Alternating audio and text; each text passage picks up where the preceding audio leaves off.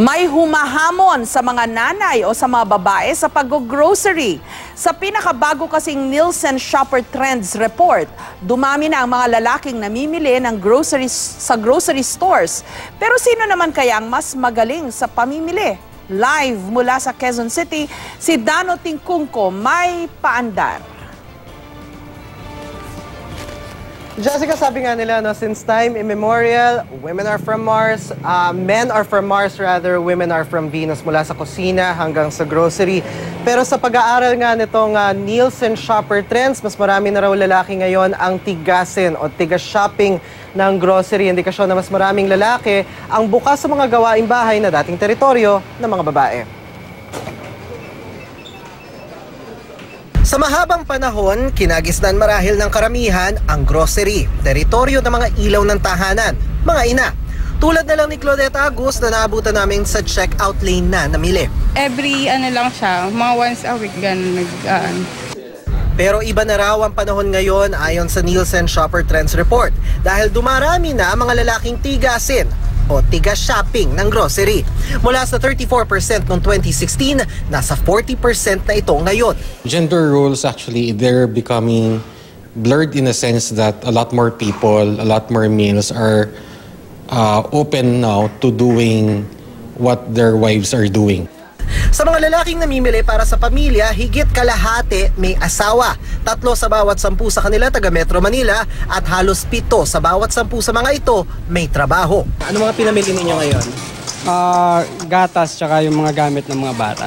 A lot of people, especially the working class, getting busier, and in this case, si mommy or the wife is also getting busy.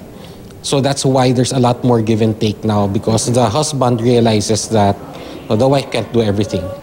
Pero nakita rin ng Nielsen sa kanilang survey kahit nasa iisang grocery, totoo pa rin ang kasabihang men are from Mars, women are from Venus. Una, mas mabilis mamili ang mga lalaki kumpara sa mga babae.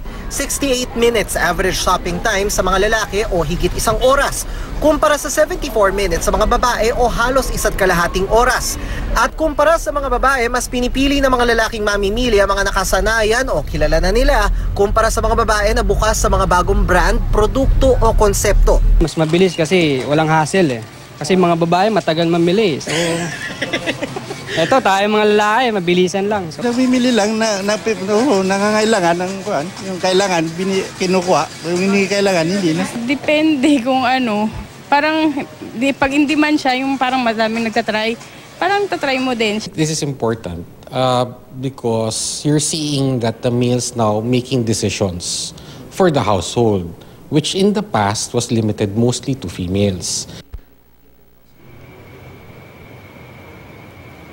Jessica, itong pinagmulan nitong 2017 Nielsen Shopper Trends Report ay galing sa survey na ginawa noong November 2016 sa may 1,500 na respondents na merong margin of error na plus-minus 2 to 3%. Jessica? Remarkable ito, Dano, dahil di ba sa marketing at kahit sa atin sa industriya natin sa telebisyon, ang alam natin ang target na malaking audience natin mga babae dahil sila ang nagdedesisyon kung ano mga produktong bibilhin, no, sa kanilang mga bahay. Pero ngayon mukhang mga lalaki na pala, so everything else will follow, pati yung mga advertisers, yung mga marketers, lahat yan, I'm sure, pipick upin nila kasi dyan na nila ngayon ifo-focus yung kanilang pagbebenta.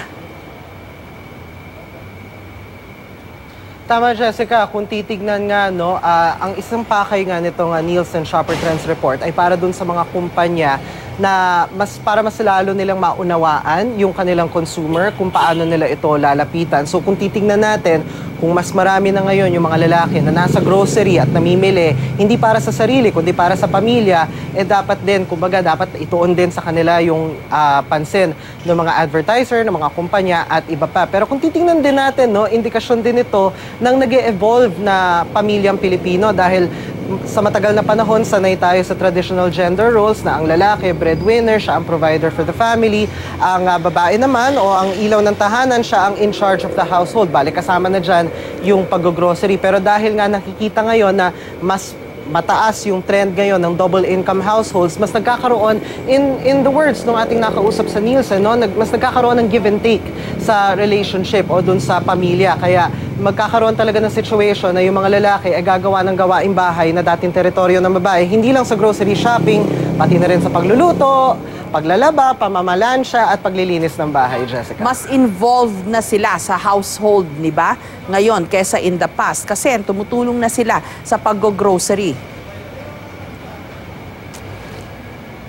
Tama, Jessica. At yun nga, hindi lang sa pag-grocery, personal encounters din natin ito with husbands. Hindi lang sa pag-grocery, paglilinis ng bahay, pag-aalaga ng mga bata, pamamalansya, paglalabada, pagluluto, at iba pa, yung mga dating mga teritoryo lang or kumbaga talagang purview ng housewife or nung ilaw ng tahanan nung ina, dahil ngayon nag-evolve na eh. Siyempre, yung sa ating panahon, hindi na lang, karamihan sa mga pamilya, hindi na lang iisa ang breadwinner, kadalasan pareho. Minsan pati yung mga anak ay nagtatrabaho na rin to provide for the household. So, meron talagang give and take tayong napapansin sa panahon ngayon, Jessica. Yung mga grocery dyan, I'm sure they'll pick this up, no? Gagawin nilang mas friendly yung pagkakaayos ng mga produkto. Gayon na alam nila na ang mga lalaki ayaw na masyadong matagal o mabusisi sa pagbili. Gusto nila yung mabilisan, no? Buy and go. So, baka iano rin nila yung kanilang pagsalansa ng mga produkto para mas mabilis na mahanap o makuha from the shelves. Tama, Jessica. Kung titingnan natin yung findings nitong Shopper Trends Report, particularly dun sa shopping habits ng mga lalaki, na they like, number one, they like what they're used to. So yung kung saan sila nasanay, dun sila kukuha. Usually, they shop from a list. So meron talaga sila mga specific na kailangan, lalo na if they're shopping for the family. And they like things straightforward. So isa dun sa mga parang pwede maging rekomendasyon for companies, for groceries, is to make things a bit more unisex, na meron siyang appeal, hindi lang sa mga babae na usually sa kanila or for the longest time sa kanila nakatask yung pamimili o pag-grocery, kundi para na rin sa lahat, to include na rin yung mga kalalakihan, to make labels more straightforward, easy to read, at kung ano yung mga pangangailangan, pati na rin yung layout ng store, madaling i-navigate para kung ano yung kailangan, makuha na kaagad, Jessica. Maraming salamat sa iyo, Dano Tingkungko, sa iyong paandar.